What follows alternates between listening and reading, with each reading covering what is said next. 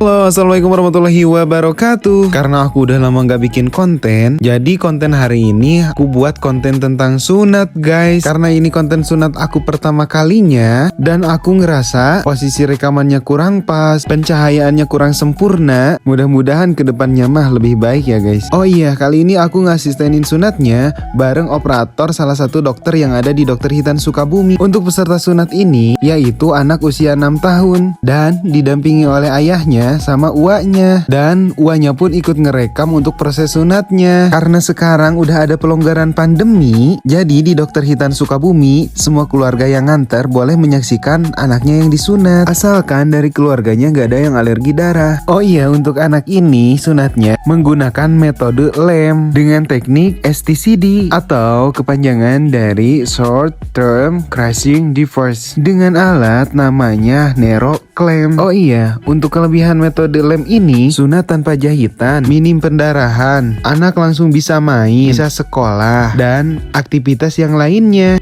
Adapun untuk kekurangannya yaitu kepala penisnya sensitif, terasa ngilu, 1 kali 24 jam gak boleh kena air dulu, dan terdapat seperti korengan karena itu bekas lem. Tapi jangan khawatir ya, nanti itu akan rontok sendiri. Pas jahitan, metode lem ini perlu perawatan gak sih? Perawatan untuk metode lem ini tentunya sangat mudah sekali. Perawatannya yaitu cukup balut tekan sama kasa dengan antiseptik. Oh iya, di Dokter Hitan Sukabumi ada banyak metode hitan dengan teknik modern. Untuk anestesinya yaitu ada 2. Ada yang menggunakan jarum, ada juga anestesi tanpa jarum dengan menggunakan FNI atau Free Needle Injection. Dan untuk anak ini tadi menggunakan anestesi pakai jarum. Ini proses NeuroClamnya sudah terpasang ya guys. Lampunya kita matikan dulu, lalu kita menggunakan senter untuk memastikan neuronya terpasang secara simetris. Jika sudah terpasang secara simetris, wow, lampunya mati, di kamera dapat rekamannya bagus ya guys. Tapi sayang, lampunya harus dinyalakan kembali karena berikutnya yaitu proses pemotongan kulit dan mukosa dengan menggunakan pisau bisturi.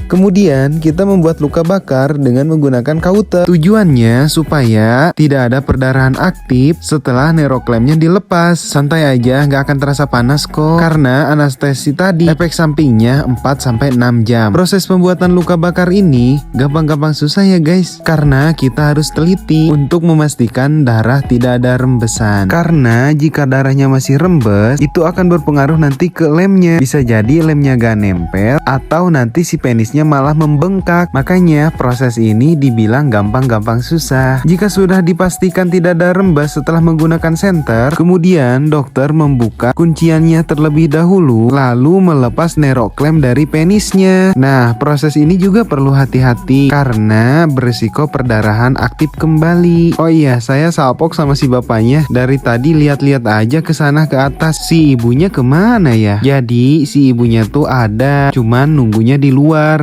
gak masuk ke ruang tindakan. Alasannya gak tega, padahal anaknya mah adem ayem aja nonton TV. Oh iya, ini klemnya sudah dibuka ya guys, dan ditunjukkan terlebih dahulu ke ayahnya hasil sebelum dilem, dan ayahnya pun ngerti, tampak tidak kecewa dengan hasil daripada cetakan NeuroClam. Kemudian proses berikutnya yaitu pemasangan lem, dan pemasangan ini adalah pemasangan terakhir yang perlu hati-hati karena dikhawatirkan lemnya kena ke lubang penisnya dan lem ini langsung kering. Jadi jika kena lubang penisnya, beresiko anaknya susah buang air kecil. Oh iya, untuk lemnya ini lem khusus untuk operasi ya guys. Jadi ini bukan lem kayu, apalagi lem sepatu. Lem ini didatangkan langsung dari India dan kami nggak bisa sebutkan nama mereknya, walaupun banyak dijual merek yang lainnya. Tapi yang paling bagus itu lem yang dari India. Setelah si penisnya sudah dilem, kita kasih kipas angin dulu biar si lemnya cepet keringnya. Ya, kurang lebih proses ini memakan waktu 5 menitan. Oh iya, untuk proses sunat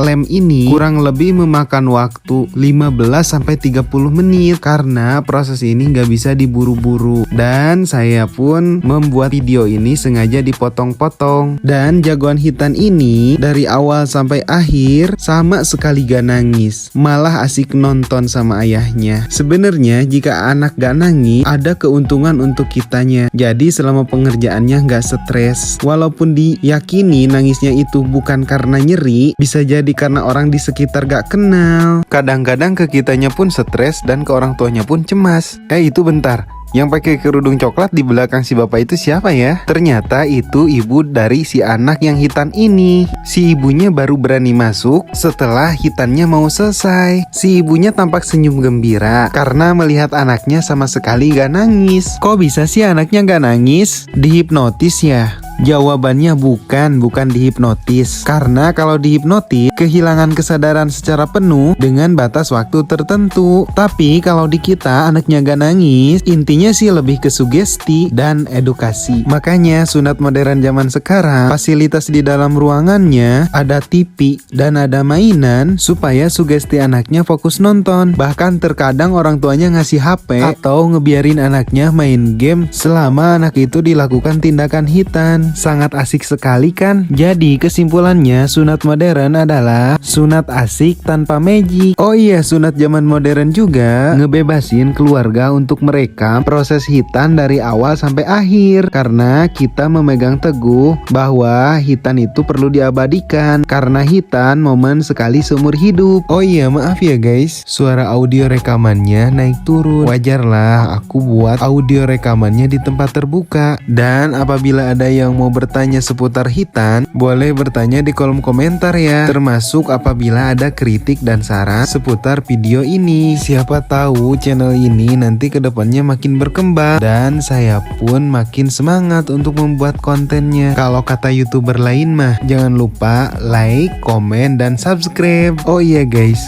kira-kira ada yang tahu gak anak itu kakinya diikat pakai apa ya? Dan tujuannya untuk apa? Itu namanya strap kaki yang dibentuk khusus untuk mengikat kaki dan dibuat dari bahan busa. Strap kaki ini tujuannya untuk melindungi si anak ketika berontak agar tidak terjatuh. Oh iya guys, terakhir itu kain yang warna hijau yang aku pegang itu namanya adalah duk. Duk ini dibuat secara khusus, segi 4 kecil dan melingkar bolong di tengahnya. Duk ini manfaatnya untuk sterilisasi area sirkumsisi karena sterilisasi alat dan lingkungan itu utamanya. Weh, kaget, pasiennya udah berdiri aja. Yap, itu artinya adalah hitannya udah selesai. Oke guys, jadi seperti inilah hitan zaman sekarang. Setelah hitan langsung bisa pakai celana, pakai sarung, bahkan pakai baju. Permohonan sekali lagi, maaf ya, sepil hasilnya nggak bisa diupload. Terima kasih.